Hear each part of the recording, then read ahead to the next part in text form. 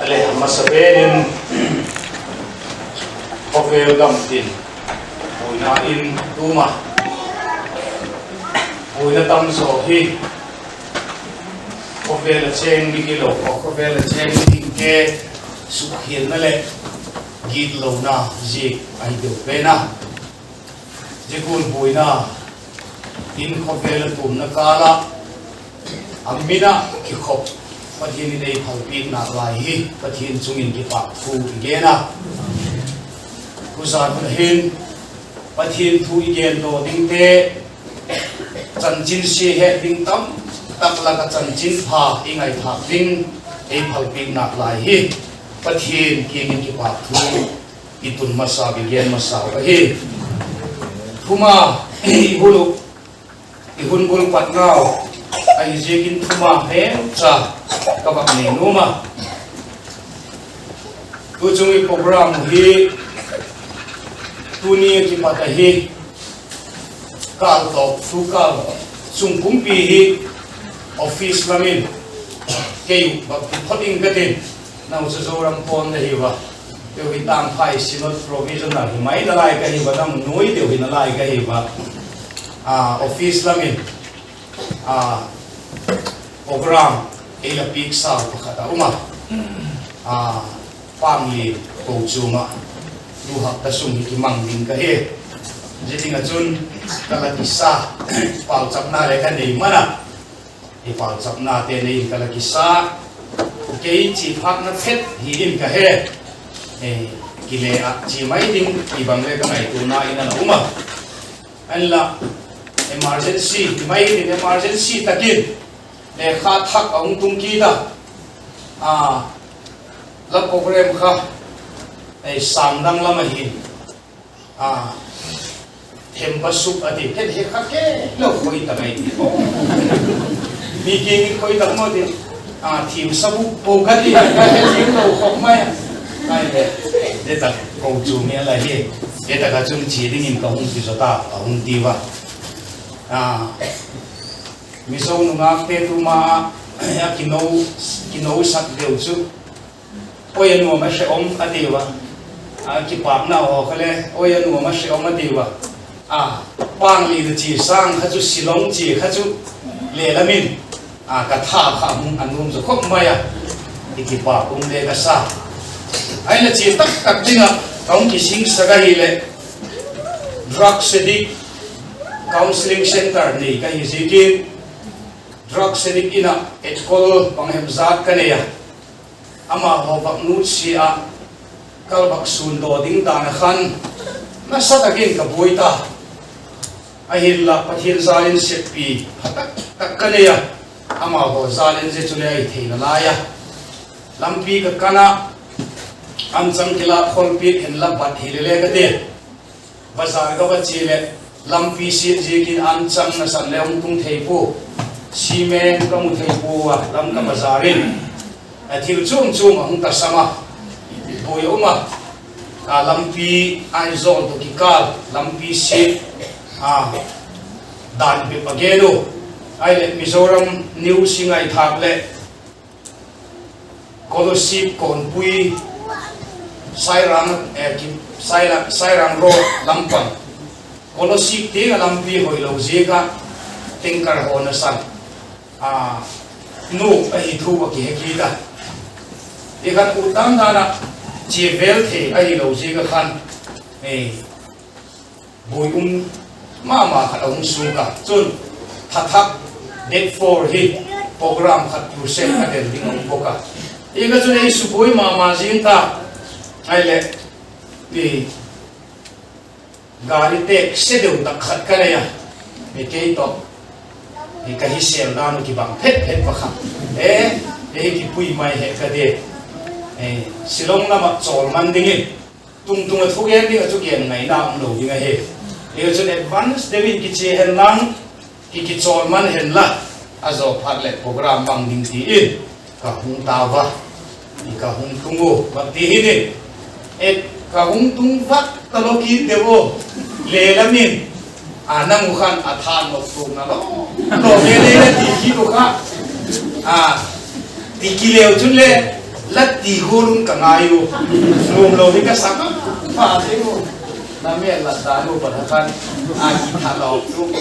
to mwen e tì gul đi kan cả ngày u kaza ku kaza thima thế là lâu thế đâu vậy và nó chú Manipur san chini het vek sa he Manipur chu pastor jing le lung chim di pu thei thalo khai pata pastor khen kat thowa birie thi de ring ka pal cha hi ki ba le le ta wa asi si ka chu Manipur hi victory him je tha ka ta ile Zoram Pon Presbytery Home sunga madam reading pastor bill Hembasuk ko chumin Mikilo gama kipata Tanjin pagyan ting alay hong ko mayuhi Kakile sung la thaki Zela Anang uzo ka tanjin pala yung hindi wili kilo Takha Aki uzo kin may thal kapta Ni zo ki kamu hindi wili Ibang le ngay puna na uma Delang takin Kung sang nile som le pangakan jihin camping akineya pathian sanin rongbol na ka chitak na hi kanung su seka mangsom na thagau thing tho na sep mangsom na ka china a kadon pathian ei mu sak lo pi tak tak tela ka pang pha in ka he silong ko chu sang ni le som panga e program kha zenung kumni kumthum bela khan leihung ko hi kala kinem guma ma je ke kala ka ki fitin ka ki he ei ko hak tana jadi ei ngai na ko ni na mo lim ko kala ki la pi ei ngai na lo pa hi hi ka ti ai le to pin kan nu ta ei ko ta lo ni hi ke le chi di pu ka ti ka tangin ka puna kum ko aki ve lungin tunin pathianin upaten rongbo na nung khat ve ba chi kit te hi ai sakhi ati ka atak le de da he chu chu he pathian min ka gong sun ki theya kalung dam ma zinga te tunin de tak mona pathian in ko te hon pi hi le ko chung committee te bill to pastor fel takle ko chung committee te ko chung ni pi te zo se chungin un masahin pathin na sen khom ding i naw to kitonin ki pa khu ka hunjena thei tok surin pan na dingin pathin minin i kichil boka tu i program hi September tha ei Mizoram Sinod Homsur ko chung Beple Robin September tha hi Beigur program kimang ahe haktanunung peli iheksa gulun Christian sungkul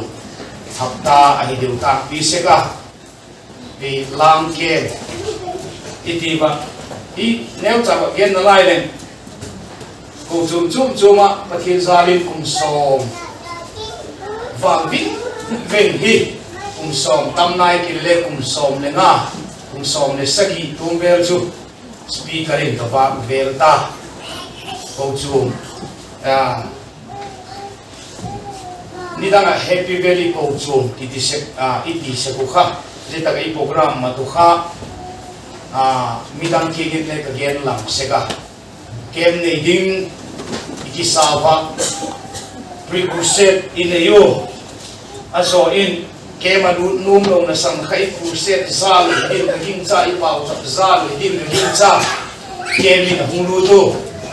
kem mai doi tok lobin follow up imango kei ka chenu le pastor bill to pastor follow up program mat pinalaya ikipin na ka ma zinga office hole suti khale lala thei nawai dim ka ti hir khopa ikipin na ka na sama mazinga ne chahi doi lok deu ta wa hi o kati dilai khan imol de wei dim ke hepo to hin ko chung dam sangin chi phazo hi him na layo lang kem itiwa lao thong de tak chui đi ta ni hi ba lang kem ai đi ba lang kem ki sak lok na kha zan li Simon gen ni hi ba ti sun sil top ni pat te ki gin ni pathian ni chana kon mang to ding hi tu sa ko ne hin Christian sung ko ibe go program ichi bizing lai Christian sung ko lampang hoi zonga pathin thum chi pi kaloma ai la ila kine ko khai hello mai the pathin thu theng thau simin ngai thai dio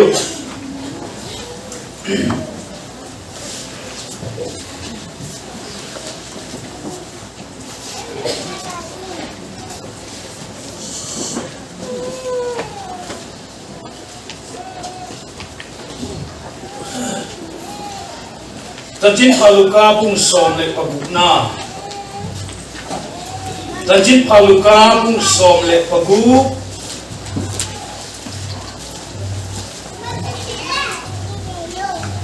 Chang som ni le pani na le chang som ni le pathum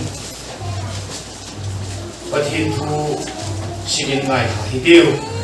Luka pung som le pagu chang som ni le pani na Wigan theipa chu ahung thita van sol chakte apuyo Abraham ang sungin akoy tawa mihaw sapa chule ahung thita akoy tawi mithi ko chun nakgen theitak thukin ahung tan ada tole kam lataka Abraham ang sungal Lazar umchu amutai Psalm number Psalm puncang buk simdin Psalm number Psalm ni lepanga chang lina simkitingin Psalm number Psalm puncang buk ken vang ka hin khonok lai ni hin pang matikin kiling pung ka kati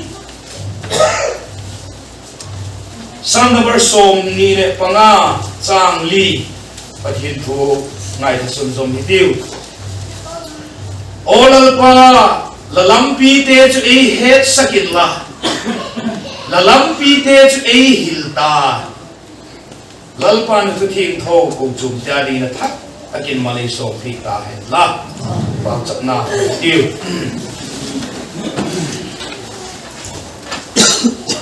amen hallelujah Kalal pale kapathin tu sarun hin tasa pathin kahun che tasa zo sia eila puitu lai tak pathin keu la puita sa te dang lam le mun le nang dang lam nai lo pathin dang lam lo ding pathin kum khatung pathin tu sarun hin la ko chum te chi pai kahun bu ko langsung akha hun bel ki kanomo lakieng lalpa hun kile ki kanomo ha na ki pada ha zok det na thakin nei kanomo he tu sa na hin la phatna la sa ngai na ka chungun athakin hung lak sakki ding la hi je ki pa thu ka ngel ho he tu sa na hin ke ma ngei le silong ta ka unaw te ki la chan chin pha ong dinga labiag in sunga mai cham tal ka ken ka to ki ting lei phal pe ki ta ki pa thu gong ge de he ke ma ki pat ko de hin ka unaw te dam pi ding pakhat cha le ung pui ti e he sok tu nang ma la he Kema chi thengin thaga bin na sem ki din lati wang lalpa ka kine hi tu sa na hin lalpa na yin je ta kahin lahi nok te lahi na matsa ding le lage nok te lage na matsa ding le lalpa la khoi nok te la khoi na matsa mi na thakin kaung kilan kin pok hi tu sa na hin je program pat za na hin olal pala ko chum hung khom te zo si hi lungai pumahung natna nei pumahung ahilo le lalpa king lel pumahung ahilo le kilom mai hung ki khom hina ki banglo mi se sa hung khom te la ang ka hi ba kama modan dung zuyun la thu thili theinai e khoin la lalpa ka bien ka pathian hin lo samin je sa ka sa padhin e kile sak lovin ka chumun na sem ngal ring ka don hi lo pina nang man changin la kalalpao jesu christa minin ka hung do hi amen pathian thagau thiang tho mal som na dong le changa tu ni chana pathian to ki zop mat na hing nei bangza e hen i bung ka ging cha akala le pathian tai san wang jiang hilele tai sang ma lo thaga wa te hi na sala pang ham bang hebza ti mu ka ging cha ahilla kahung ki khok masak mera kha ka bak dat dole khang lai te chu nai ka bak dat le kamel he khong mang talo aneu thei ta khok mai ri dang khal li bi le ka te ka ngai tu mu ta hi le posal ho le ji ho le nei thei mu ti ko be ka te posal ho ji ho kha nei ta ding in ka ging cha thak deu nge chang khai ta ba palam ho khale ka he tu ta khale mang talo nulam ho khale ka hisab le ka kang dimai ka ti di pastor pa ka phone ka gen le ken not bun ni na lai ka ati ka hisab le i program mat na ka kum kolam kha hita e ji ka chun thu gen ni khale pang bu le gen ti ti ho bang khale ka lai tu ai la tu rin tu san ho le hin Christian sung kun chu alung thimit alin pena isir le Christian sung kun dana mi pakhat ka bak gen Reverend Valal Suata Salmon ka kopi hilowin Salmon topi ka ama Christian chung kwa le thi na lui ra adi Christian sung kun le thi na lui ga ti Salmon thupi pakhat ane ka he ama gen bul chu gen bu ke po je chu kopi le ke po tu san ne hin chan chin pha ma thai o luk bung som le paguk na isim na thu kha mi hau sa pakhat to lazar kiti mi hau sa pamin hi ong tak lang ko pakhat zong min hi ong tak lang mi hau sa le lazar chung cha a he je chung je te ni chung cha ki pat a hin pathin thu i ngai to doi ka sa tu sa i thu pi ni ka chun la thi pha le khoi ta kin la chi di ti mai hom la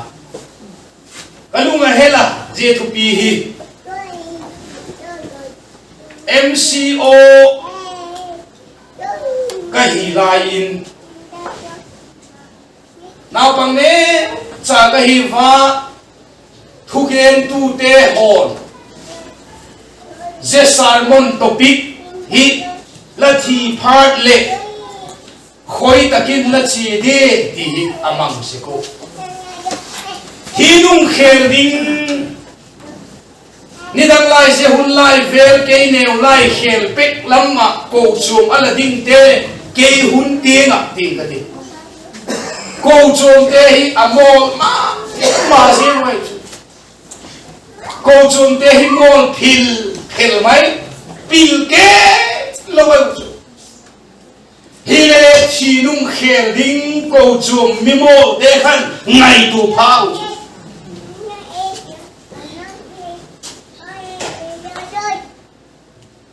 mission schooling ka kaya MCO mission schooling pathian thuye ha ge lo nau pang kem aham to pathian thuye hilte le teacher ho agun chu thei kho mayo discipline hi la pathian thu hi talele pian thak thak lo chu thu chu ma zina sala chun ke ma hin thil det taka ina khumbe ku pakhat mai chu pathian hi a ging cha dai chu kamong na pi thak ma le tu lai chu pathian ging cha lo khang thak hi tam khop maya về counseling hen khatin rehab center adi ke rehab ut lo counseling center ka honga depression anxiety te ai lo le kau pe da doi bol a za chum chai broken family a hu te ai lo le ta kal khat a hu tam na thu counseling bang le ti na kine kaum pi te nge ho bang le hen khat chu kine na ding le nei dek le hi lo kha pathian ging cha lo bang ha lo mau a kho da ke chu ka gi lo pe lai le pathian thu tak kha e ha hil bek se kun pathian a hi ging cha kai chu ye chu hun so se he ke le akal la hi le ka chang cha ba hi le hi ta le hi thu ta le pi pi ger dok se ke hi ta le van kam mi na ge chu a hi nil ngam lo kai chu ti wa ging cha ta pian thak ma le ging cha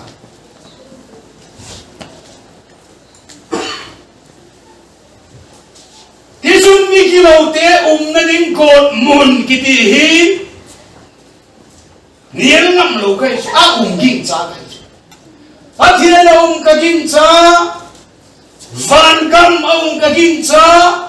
god mun ka ging cha boka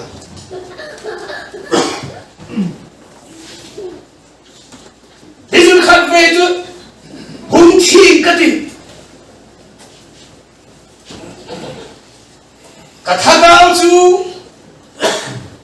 asian tu pa pathian ma anga vai hom pek ding ka hi ti chu kalai tu thiam da na khapak ngai tu ve sam ngai tu na chu ken le bak ne sam zeri phet chu le limilla sangka lalpa gam siam kum do mun nom chu chang tang ka o nom na lom lomina noble na da mei tai lim tok tilaw lovin leng ka khut begin mi ni mak sing po na chu lungai na khat wang ki ne chu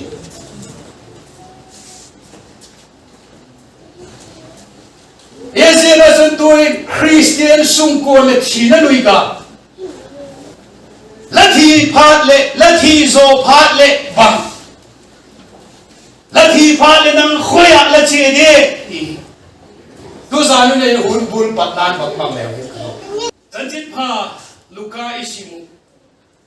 oh jema sanga chun sam isimu khan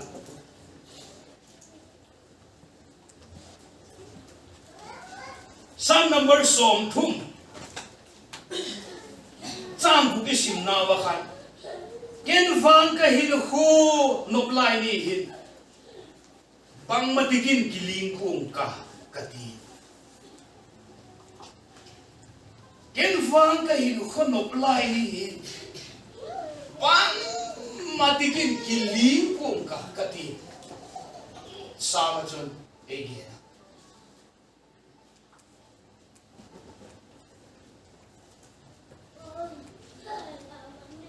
tu salu na hin khovel hi ti ta thut mai khai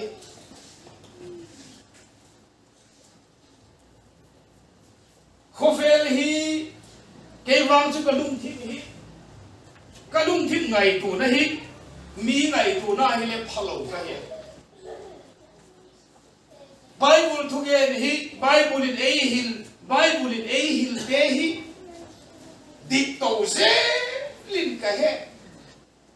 buk dang zo se sang in bible himang adik a hi ti ding hi khovel ki he dana ki panai ahung kilang to zer cho bible dik zin chu ze ka chun ima ban ding hi tu hin mi pil tak khom hi ba silong ta te hi inam sumale iko sak dan ding kong inek le sak holding dan te ai lo le itsa te nu le pa te itsa te ding dan te khang lai te le nu le pa te le boy pi thei kho pa pil tak le yu ma su tak e ai la le la min ithagawa ding kha zei dam sung hung ki chai ithagaw hin kho ding kha bangolin langai tu ngai de mun ka di kanjin paluk isima khan mi hau sapa chun sama asami na sikola kha aphat thelai chun bang mati kiling dingi na kingai po kiling ki kha hi kiling khai po boy na tok dingin hat lo thein ha kingai po asum le pai a income kha boy thei dingin a king chapo a hi sel na te kha hiti mai chau seyeng dingin a koi thei po sebana chun khofela athunei na te ai lo le a power te kha khuti mai chol zien thei ding a khan angai po Bible in house sap hi ei kham hi lai sang lo house sap chu pathian in ei phal ta lo ami te I house sak wi pathian in ei doi sak ai chu pathian in I pil te hi lekha I them te hi pathian in ei kham hi lai sang lo pathian chun ei doi sak ta lo sa me lo pi ta ka yum te hi pathian in ei kham hi lai sang lo pathian in ei doi sak ta lo ai là xem mi hậu sa ba hin thil khat bol khil ne thil khat bol khil ane mi hậu sa ku hem khat a uma bon san duk le pon mal nga dina ki thum se a nisi nom sa ta ga ne le doni a se hi adi anoi oi mo na bang ma ki jing zemal som na mi den mal som na nom tak mai in sunga amal som na idon lim tak le va taka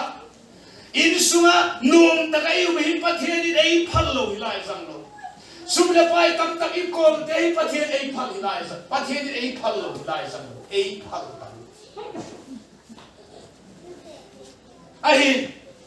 anoi chi sim suka mi gen thei pakhat chan chin la zar chan chin ang gen la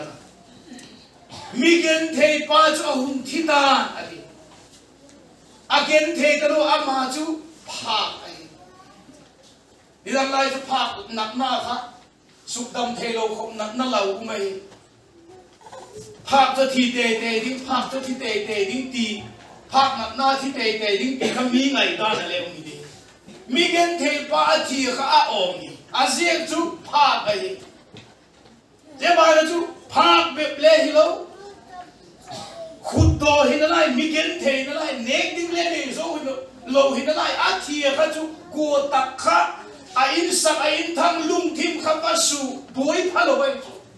je mi gen thei pa thi mi gen thei pa chu ahum thita van sol cha ten apui tawa Abraham ang sumina ko itaw adi je cha la chu aso in anoin thil khat ahu suita mi gen thei pa chau chu thi thei ami ti lai mi hau sa pa chu le ahum thitan ahum tikita tu ni unai I het sau hi le thi ding hiu la thi zo ding la su fel tam la thi zo ding la su fel tam la thi zo thil hum tum ding la su fel tam mi gen thei pa kha again theya mi hau sa do kana dining table an mal ke tha ala do mai mai he chun nat na phalo ve he khud do he in le lo nei lo he hilele se pa chun adam sungin thil pakhat athil bol do ko man a het pi ke lo a in sa in thamil le a het pi ke lo adam sung athil bol zo se la ka a bol lo pi pen chu athi ni a hum kilam ta van sol chan ten apui ta hallelujah Abraham sui na ko ita Abraham hi ni dang lai suda te chun pathian to ate na mai chu thong ta Abraham amadui pathian ang sung tun the na ding Adam lai nge apol mani hallelujah malmo tusa nu nahin silong tangal fai phei dinga hado mizo paite gamte kulo mo hi vai phei kama big si khat lalum thimu hala ne sakki delhi ate silong ate ho hi hung ki sun bi o bede te ni ha bor de upha to le silong te hung ki pan na ve bi o silong te ki hung lo sa ven ka ti o diwang wangi sa kau musuh kau alam ni hau sa pa so hung thina ken wang ka phathe lai chu ki lim the ding ka ki ngai po ala ti tu la ka khala pang hi da ne o phathe lai sum le pai hau lai mani kham to ka I thok mat the lai hi a ve Ithale sum mat the lai te mi hi khom the lai hun hi ki nei ve ni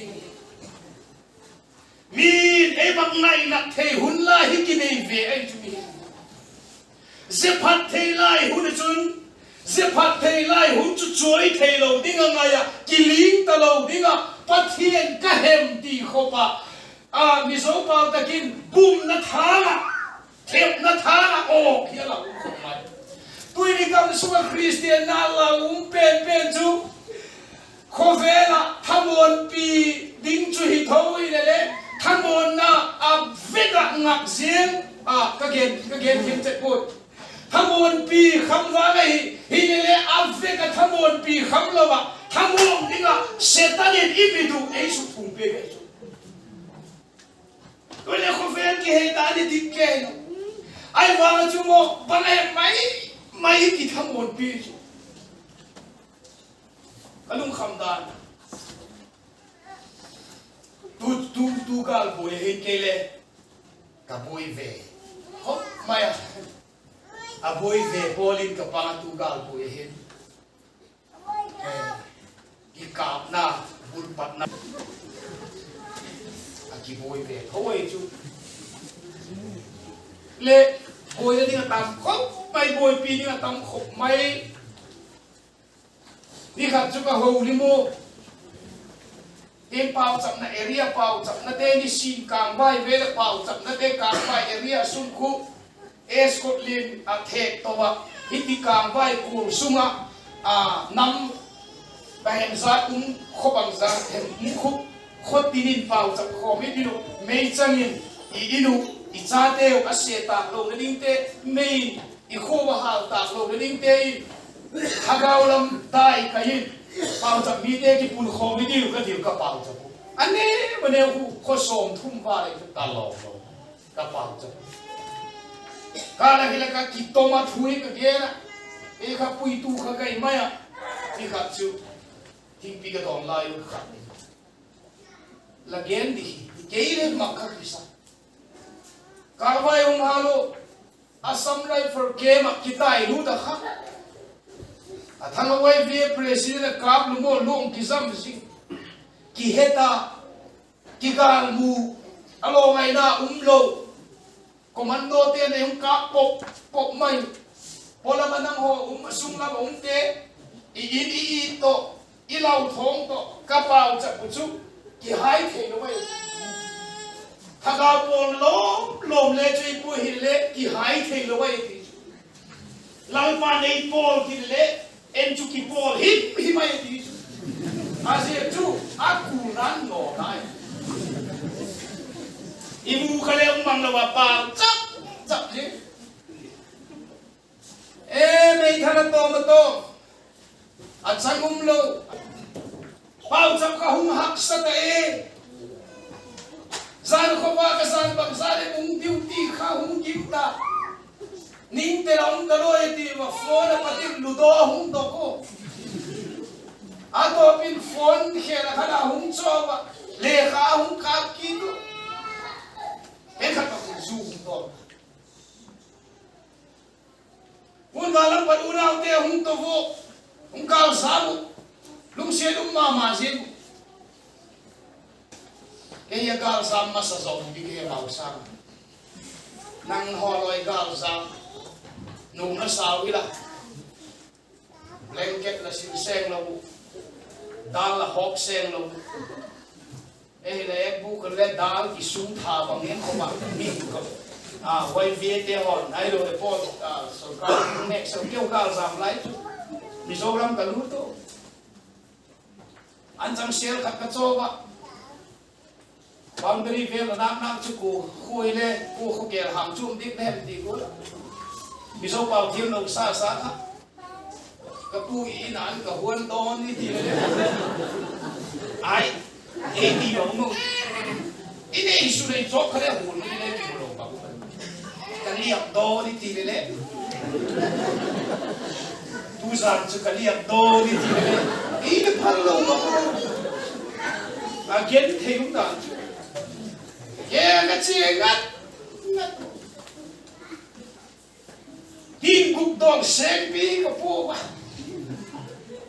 ba sai kal ho le to I ta a ko kha gi nei dong ta I ho ko yo kal sam kha na we nom sa ta lo la hi ka ti diffusion again thui gen sa bang thamon pi ai ne ka ki kho mo san ni thung e ding ai ko mo san ni chap ke ga doi pu kal khat ka no mi ka ni li ai pi ma ni li sa la chu dei la nga la ten ding in ka king cha pa thia tu ka doi ten ding king cha kai refugee ho ai na lo ki han tum refugee dem na hi lo wai ta le yu mui ti ka he dem na hi lo wai ile lo ki han tum ma ban ding le thim tak tak hen khat bang chup lung ngai pe cũng tak tak chu mai chu ile le thui ge chu ta lo lom mai gen ngai na le lung thim na chu mai hi lung khel ding ngai to thei la ba thep na thagau hi tu hi chu na tunga thagau lam kho vak ding ko na I thagaw sung mang thai ko te setarin tuin ikam sung ei to ma hi ti tuin le tu sa ne ko cho kho fe a chang kang dung suin ko cho le chang ka ki pa kom tak se kho fe ma son na ki torin kho fe ma som na to ki torin ko cho le a che ki pa ka um hi ko cho property a lo bi tam pai sinot financial year paisa ho bang chi mat val bang chu klor bang za za thi ta I begin te wa lo bi ta administration au hoi ta na mo noi kai wa le ko la sa lo Mizoram Presbyterian begin khang lai te ding dan te khang lai te thiam ta ta ko chung dam te khang lai sa ma la bol sa ka ding dan ki ho ding dan te gen le thiam ta cô chuộc đâm tên lên điểm có mấy có bí khổ quấy này luôn thêm thôi cả kia the people get film tiếng toàn để bằng kim ê làm à cô thằng mày chia ê cô chích khay mấy ta được ta lệ lung bồi lâu khát đi ta bút thắp lung bồi lâu nó khát cái này thì ó linh ghen khát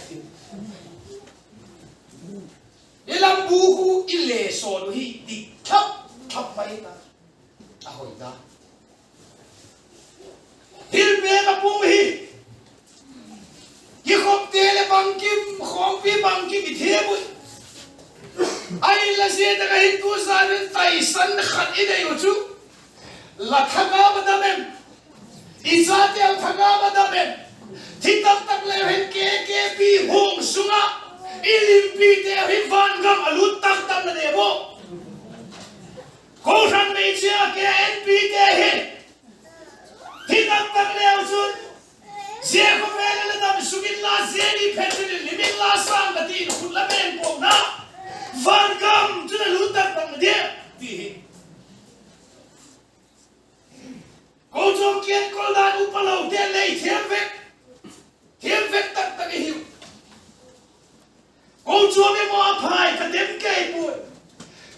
chuamin mo aphai ka dem ke po ahin la setanin ko chuam laki mani kham ke lo mai ko chuam laki mata lung oi sa presbyterian dan le he ta lung oi sa na la thaka hukdam ai na ding kham pe ka lung thim su ko hi aman na ai ei bang chu chi the ko lo quay hùng tâm nó thu xếp quân đi tu hiền chút chút chính tài chú bố này anh mi sâu trong tất cả anh chính to lo im yang thằng tu ra đi tì sai mon để cho anh chính to lắm mà sẽ ra làm yang thằng lo anh đi hít anh đi ta là chúng ta ngồi lo vin kêu khu viên thằng nó thu ngay thằng về lo thằng ao cái mà lên ta cố lên cái gì ngay yo bila kau buat tak kucu, ini lelpio.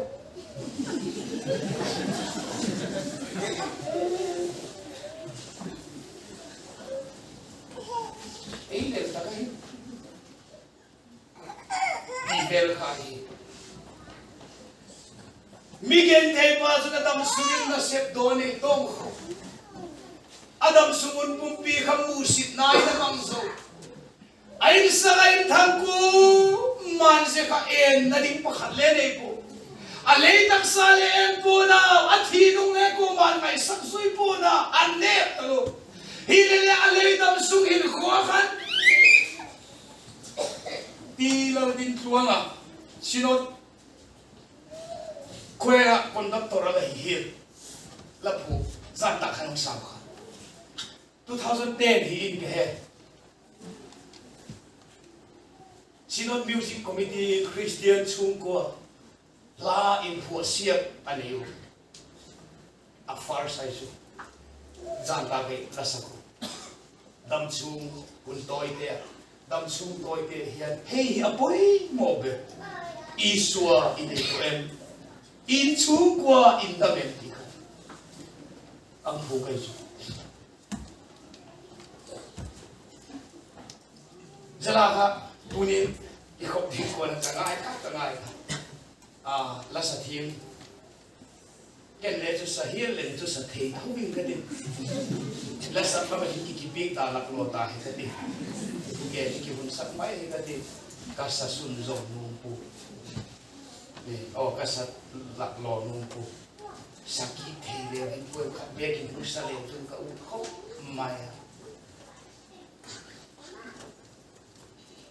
mi hau sapa o Lazar su Adam sungin ahum thini in Adam sunga anasep alopi tak mai sem sohiti om kilam mi hau sapa chu le ahum thita Lazar thina Lazar chau thina dinga kisiem hilovin mi hausa le thina chun mi hausa le mi zom tu khen zom lo wai zegin mi hausa pa tu le hum thita khove dam suin hi no sep do tam takane ulai bang chu i kam la mo khmo mi hausa mi pilon sep do hawa chu ipa kam theina chu e khu sep do ko hawa chu je pai le sep do hawa vendi ako sungo, agam sungo, ay no le migen teza chum lazar na sanhim le akhat chenen lo phai, zemi hausa phai, mi phata chule. Asile chate adingin thindam tak bol do pegina. Ay no le tu le cha khang te na nek du boy lo wa bang kim su felina. Ay la vai hok na za chum le pangin tin. A president hina le houding ka ging cha chairman hina le houding building committee hon le pang ka ging cha thei hau cha pa ai na mo se pa hin se bang kho pa mi pil se bang kho pa mi hausa se bang kho pa thil hi the hi Adam sunga khan a thi nu nga de ala bol man lo ai ju je kho ta a thi nu nga de ala bol man lai sang lo ahum thita bangti na gene mi hau sapa chule ahum thita ban avui tao hi mi thi kho chun nat ken thei tak thokin om ta avak dat do le Abraham ang sunga la zarum chamu ikai het chil ten sawai namun ala sun zom je mulla je da chun mi hau sa paung ki si ning da de thil hung ki chai nunga ki si khak ki da kana na um da lo je de turi je bible chang ka sim lai ka lung thi ba um chu ta ke le min som le nga gi na teu pu nge ning ka tung gen zo le hai thut ning kai na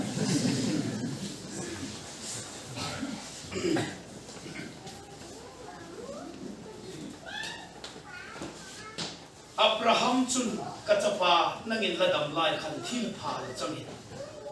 Zibul ma chun lasarin thil phang achang kha hesing ta tuin bang ama se hin lumum takin aumin nang ma thu gim takin ka ai ta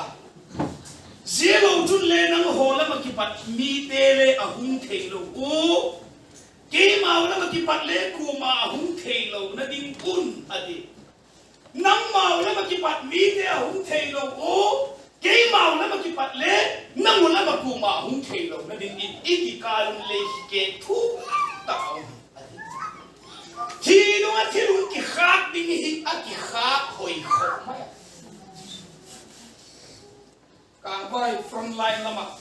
kaum sunga kha tin ngoi min le he wa ai ri min le he wa ban chat ke le ke ji sak tho a kha bi be ku le ke ji sak tho hi le se tak dia ki khak ding hi chu ki khak chien ta luai aki kha hoi dan chu tui vot vat khat ato tu le phal ta lo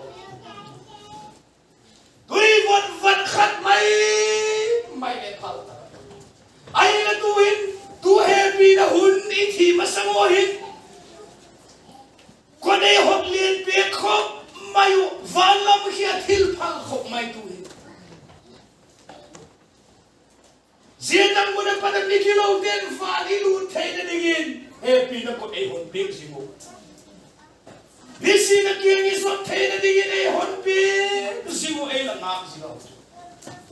Kikhelung kayo ang kisik tak kita. Ang kikhelung kayo ang maari ka bang may kayo takin. Til pa kanundol tayo na sabi. Til ka kanundol. Zia tilundol su. Ahili. Vai pete hikaging sa jeniyaw sa bahay. Idele ikodana. Tila dona. Tidang lai kadew layon. Unaw, paitete nupa khat ni bang law hi. Geu area la ni hubak sa ko. Di kol het tang ti be ko. Uinaw khat hi ane yo chat sawa. At sabun na ngayo. Apo ba. Ba mai mi thi don mai. Anh sang ấy đi mà anh sang này lâu anh đi chém bông này lâu tụi thò này lâu đi lên coi té bé đi té là sao này thì là đón à đâu mà anh ấy thì ai tạc lô phát đi ai là hệ ba cái này là hi ama tu kapa ina e basol pekin zela sala khamo lakiya ala salum khamo kapa ina e basol pekin sopi pasal panga kanai zekanan nahin ama le hulong na dingun e bagen pek chongai takin vanigam tunnunga umvei thak thudin atanaw techu je thui khoi mithi pahem tina hele kagem sepchu tuin in sungoi mithi eithi santa in ko bang sa hen hi in ko chanaw te thi santa ko nu le pan eithi santa bang hem sa kung dingi athita te ko nei hum thile tu hun hi bangol dingi ei doi de bu bangol pan la dingi ei doi de mu tu hu de hin bang hi bol lew he ei doi sak pen de mu tu hu na hin mo I chanau thina teu thil zo si ki chien tak maya he chien ta tu te hin e hum muk e hum nge nge leu e hum vai thak ni mu chu silo me hin min lang panna nei nai lo ten the to pin si kun lang la dei the ki khom man lo ko pin le si mun lang asiam ta te le la ki khom man lo le kho poi ti lam pang ma sang ina sep teu I sum le pai hom teu I in le lo din teu khel lamin thakau la be hin na I nei thei lo khai nei man lo khang ni mu hi ei lau pi ni la kim sak pe tu ne zia chu he zia ka chun zia mi hau sa pa chun a thi nu min a in su a ve tham thu ma le a ki her ta tu ni in su ki dam lai nge tu September tha kum sang ni le som ni le pali September tha Christian sung kun hapta hi in sung thagau lama thina lui ga la ki tu khom dinga ki su chet na ngai pui mo thak dingin ko chung ten ilung thim puleu hen ka doi ka gen se chu te hin na chang chin pakhat ka sim khak le kha bo te hin thua ka mat sim tang wal pakhat ki do pi pani lai khan British se pai lakin loi chan apangu tang wal ge ka hi aloi te mei chang in aloi pa khat chu ba ki ti pa chu ang khata mei chang tam takin ang kamin le thisa na pon hil mai ahum pau do sun le aloi pa ki nga chun lampi e hilin ahum pi seki ahum pau do sin le lampi e hilin ahum pi seki aloi pa han ahum si hepu ai la ki a kher de wa pa khan our daily bread kiti mizo pa wa kile na kun kasin do khale aloi pa pakhat chun e loi pa khu thiding ko athagau ataksan mu se ding kisa aji na ding vai mo ahi di kha aloi pa khat chun hemai aloi pa ki chun ban alam pi ding ei hilin alam pi ding ei hilin alam pi ei hilin aloi pa khan he thim lo kha lam pi bang tin hil theding ke mei chang se zat lai hi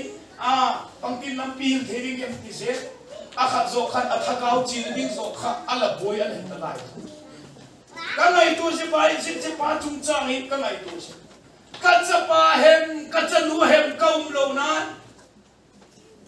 a thirin korin kang sungin thi khelina ka si ang sung thi khel ni kai ka cha ang sung thi khel ding kai ti ko man soi ki kai thei lo bai ko man khoi ta ka permit le ba kile thei lo khoi ta ki ithi de mu ki hello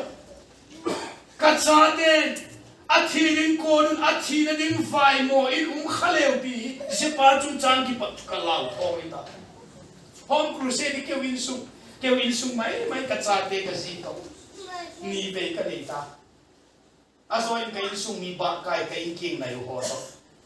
akhat pe chu ke win sung chawin ka nei azoin ka in sung ba kai in king ho to ka mat ni ve ka mat ko pastor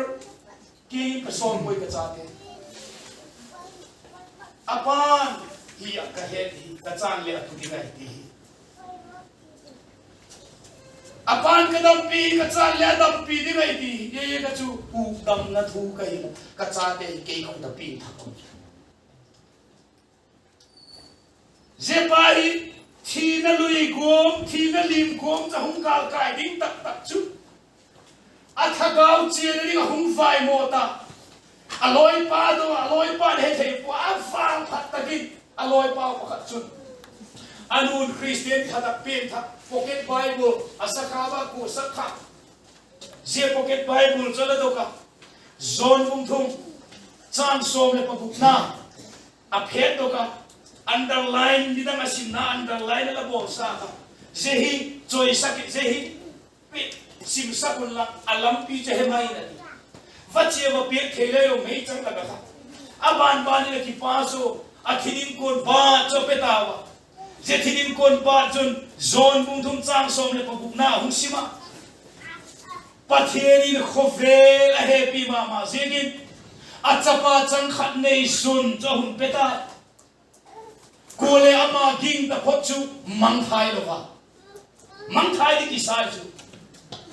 mang thai talova kum to hin na ne ni thangau thiam thawin se thu chu mi thi kon adi la chun mala hung som ta thangau thiam thawin a hil chin bok hinge ina de pa chu jin kala mi na thi sai a om ta bai je bai bul chu te na la thoya mel tai si wi na thi ta ti thu to san nei ni cha te wi lang in ko no hitale ke to kanu nin ku ma khan boi lai tak tho khan kanu ma thi a thi ma sangin kanu ma sangin ka pa thi ka pa chu a thi ma sangin ken ka boi pi man pum bi so ga mum na lai ko ka pa ne wa hung tam ko thi so le no ma ka va ve a he pa bangen de thi na man na am to ka le chun khoti ding khati ding ti chu ka u te nung don na na ke nung don no khat ka nei chu pa thi le chun van gam na kai di ka pa ne ko ma do hai fel takin ei don ka lu ma tam khop ka lu thi so le na hung ki ta ve bang za dem dam do in ka tu to sia ma sang chun le ka lu in ten adam lo alu na chu ai ka ho lim pia nu thi le chun tu hin van gam na kai ni abung nuya tika le hi ka ngak la ahung ti e ju mi dot chut mai ching kai apoi moda tu chung ka ngo kha ai zol to lam ka ki ka hi ju hiti hi ka ngai tu le lam ko zo siu ka he som bok zo se chu ni dam kha ka he ti tu le lok tha ta bon do na zo se le ka he ki ha ve ta lu kha ai zol to silcha ki ka la ka hung boi thim ta silcha khoshuma ki pa hung tai je la silong lam zop na lam pi ding ho tu ke he ta lo ka zak cha ke lo silong tung lung ke mi dong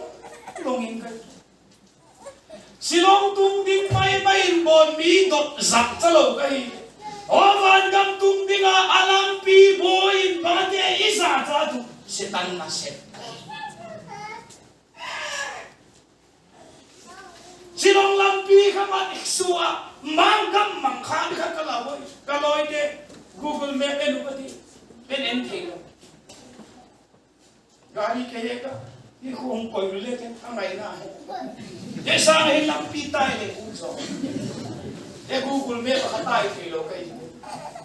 ka khover ni lo da ni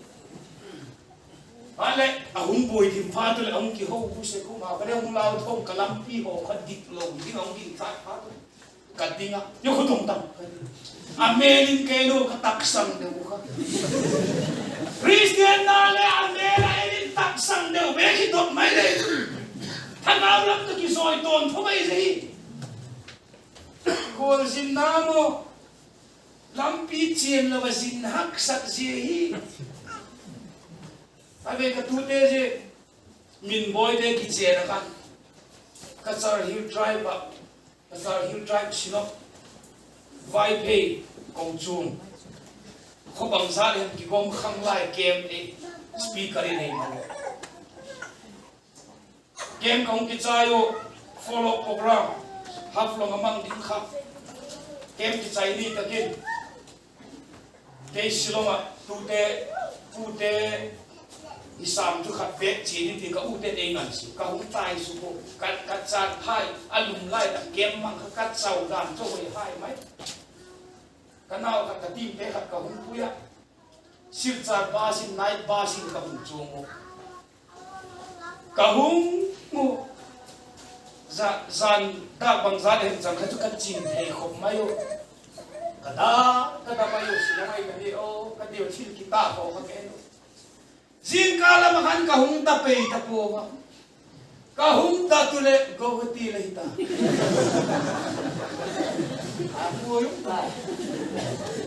igen nok kala hung tung ham na ve ti te ki chen na ka mamoni ta ka govati taxi ka ba ka tai ka sukito train khat ve le chung ka lo ka training New Half Long Station Zone đi cả chuông ít tạo con vào thìm lâu chứ đâu chỉ kết lạc gì này thì bối cái hiểm khá đi mà hi lâu là mình cái chi khá đi cả chính thầy không chính thầy lên lên đột đỉnh khá đấy cái đôi có là con vào đấy cái thọ thầy lâu không hắc sạch lắm chứ đi cả hùng chuông đã không ai này thì khác anh chỉ kết hắc kệ siêu sa họ lấy cái gì khác bằng vai cái gì khác này New Half Long Zone này này cái gì cả hùng chuông ta cả thằng này là chung mu mal lo kha kalampi ka chena kha ki chen lo ai je kha ke chu den the ta a got pa da ni ta ko ni ki bala ta ka ka ver chung pan kha ka ding ka got pa ka ding train station amin kha ka sim ke New Half Long ai ta zanda som le kha ki bala sing ka ta ye chang ka sim su bai Kuala Sintalam Piki Chen Lo Haksa Zito Tagaw lang ahimla tuwi ni Kuala Sintalam Piki Chen na Presbyterian hiu Ewa mangi seorang pon Presbyterian hiu Tim sabung lahir tim Eta Dia masuk dia masuk kau membuat kecil kau. Letak kau ini kau kecil mau kau. Aki bagi bumai je. Ia je betul tu kau hungki dah. Kudam tamgen pungka. Kudam na tugen ton pay. Hinet itu ikam suin na bangtan. Ita isa no piting lamman no bolin iman kifuyo ahina. Kinoy tulmat. Kau bel tin kon tilong kisinot tak. Iri sarup Manipur sa hong kota isi tak hong kotu ping thak etoy ding dang lo ya tam khok mai kau chu member phatak tak ako chu mo pulpit sermon pia mile hallelujah pekte hilele ahi na takani sa hong kotu boy de chu ba mi ping thak na ba yesi ka chun tu chung hi thagaw lam ke sunan thagaw lam ke chinan mangle tu hi toy kasama ma jenga lalpan tu tin to igen ko te malisor bita la